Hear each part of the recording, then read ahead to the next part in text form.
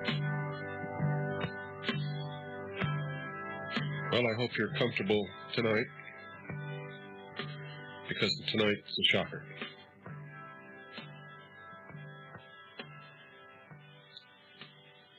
Make sure you're sitting in your favorite chair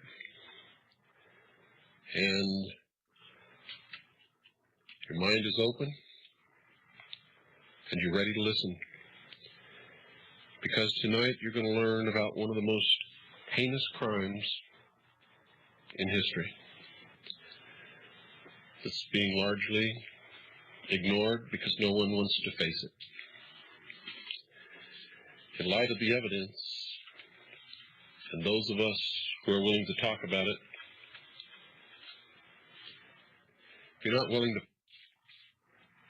face it, you'd at least better be willing to listen about it. Years ago,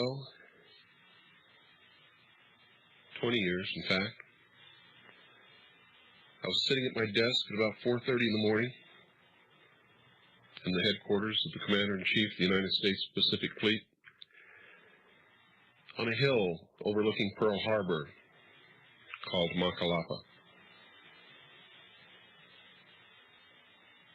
I was holding in my hands a set of documents describing a project called MK Naomi. MK Naomi was a biological warfare project. The purpose of the project was to develop a microbe, a biological agent of whatever kind, that would attack the autoimmune system in human beings and thus render production of a vaccine impossible. It was considered to be the ultimate biological weapon, and according to the documentation, authorities feared that a foreign nation would develop such a weapon first, and since we would have no experience with such a weapon, would be helpless in the face of it. The document outlined the pressing need to develop this biological weapon so that we could study means to overcome it should it be used against us by a foreign country. The documents also stated that such a biological warfare weapon could be used on targeted populations for the purpose of genocide or for population control. Ladies and gentlemen, tonight's subject is AIDS. The acronym AIDS was not mentioned in that document that I saw, nor were the initials AIDS mentioned. However, that document was my first indoctrination into the plague that we now know as AIDS. I have to lead you up to this so that you'll understand what has happened and why it has happened, and who is doing it and why they are doing it. Following World War II, ladies and gentlemen, something happened that was to have tremendous significance for the future of all mankind. Intellectuals took note of this happening and brought it to the attention of the world power elite, the men who really rule the world, and I say men because women are not included amongst this group. The elite were severely shaken by the predicted repercussions of this event. They were told that by or shortly after the year 2000, the total collapse of civilization as we know it and the very possible extinction of the human race could occur. They were not told that it would occur, they were told that it could occur.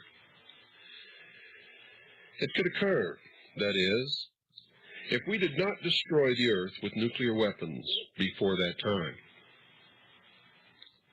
They were told that the only things that could stop these predicted events would be severe cutbacks of the human population, the cessation or retardation of technological and economic growth, the elimination of meat in the human diet, strict control of future human reproduction, a total commitment to preserving the environment, the possible colonization of space, and, ladies and gentlemen, what some of you have been hearing about, a paradigm shift in the evolutionary consciousness of man. I'm telling you this tonight because you need to know it. And it doesn't matter if you believe in it or not. If the people who rule the world believe in it, I can assure you it's going to affect you. What you're hearing tonight is the purpose for the Earth Summit in Brazil. It is one of the reasons being touted for the New World Order, the one world totalitarian socialist government, for the eradication of our Bill of Rights in the Constitution, and the complete subjugation of all mankind to a state of control, complete control, during every 24-hour period of their lives. Recently in the Los Angeles Times, an article appeared, 10 forecasts for the coming future. I say recently, it was 1989 was when this article appeared. I have it in my files. 10 forecasts for the coming decade. One of these forecasts is electronic or chemical implants to control individuals on a 24-hour basis. Those in power immediately formed an alliance and set about bringing the recommended changes to fruition through propaganda, mind control, and other manipulations of the masses. The Illuminati's prayer had been answered. You see, because we don't have access to the data, we don't know if this is just another manipulation or if it's really a problem. What was this event that caused so much consternation and changed forever the future of the world? Well, millions of soldiers returned from war. These soldiers found lonely, eager women waiting for them. The greatest coupling in the history of the human race occurred. And the result was everyone born between 1941 and 1955 and the children that they would eventually produce. Ladies and gentlemen, it was me and you and everyone who lives today. It was called the Great Worldwide Baby Boom, and it didn't just occur in this country. It occurred around the world. It was the culmination of all man's efforts to survive throughout history. It was modern medicine, better diets, peach in winter, pure running water, and proper disposal of sewage. It was the point in history when the birth rate so exceeded the death rate that the world's population doubled between 1957 and 1990. It was the most wonderful time in the history of the world, but it was also the worst. It signaled the end of man's most precious achievement,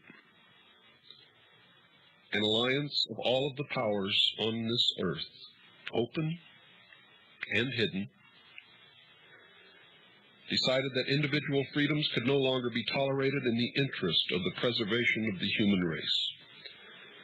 They believed the common man could not be trusted to do the right thing for the future of humanity. What had been the unfulfilled dream of many individual groups became reality by the concentration of power in the alliance known as the Bilderberg Group. What had been impossible before was now promised. The New World Order that so many had envisioned and had worked for throughout the centuries was now a certainty. The first study was made during World War II to determine the impact of the returning soldiers upon the economy. The results mobilized the ruling elite. A second secret study was conducted in 1957 by scientists meeting in Huntsville, Alabama. It confirmed the results of the first. The conclusion was that civilization as we know it would collapse shortly after the year 2000 unless the population was seriously curtailed.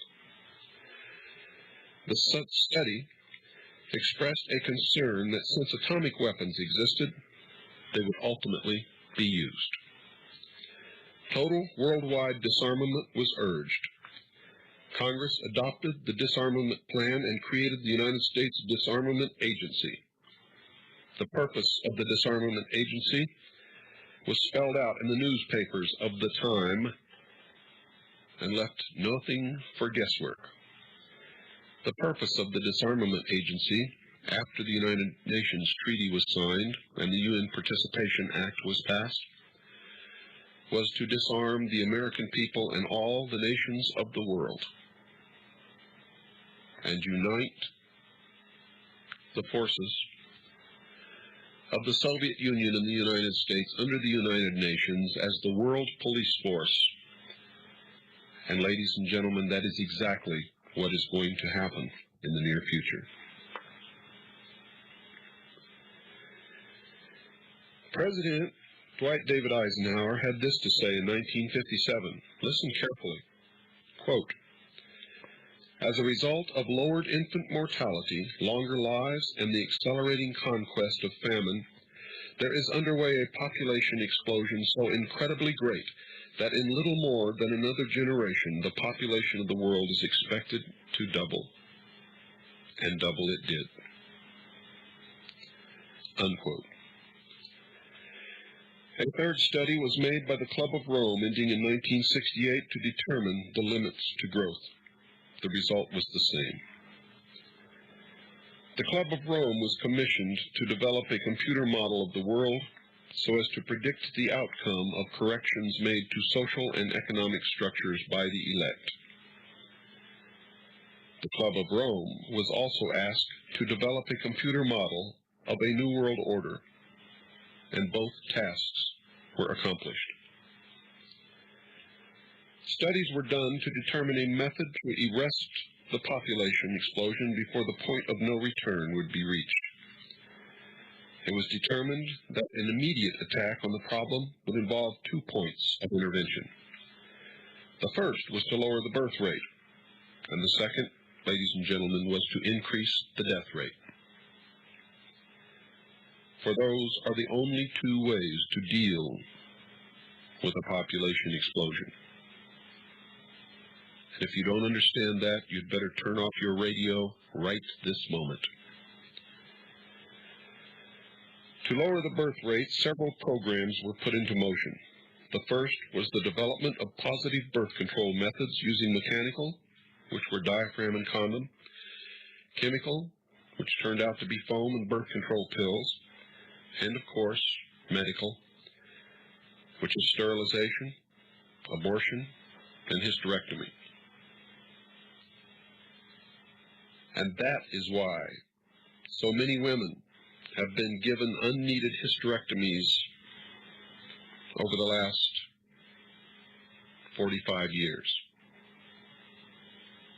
It was not so that doctors could get rich. It was so that babies could not be born. These plans were developed and they were implemented. The women's liberation movement was started with the demand for free abortions, using pro-choice as its rallying cry. Homosexuality was encouraged and gay liberation was born, for homosexuals do not have children. Zero population growth became a hot subject at cocktail parties, and many of you will remember that. Individual freedom, the heat of the moment, many religions, and the old blue laws sabotaged many of these efforts. And while zero population growth became a reality in some areas, population increased rapidly in others. The only alternative left to the world's ruling elite was to increase the death rate. This, of course, was a very difficult thing to do, as no one wanted to pick people out of a crowd and line them up for execution.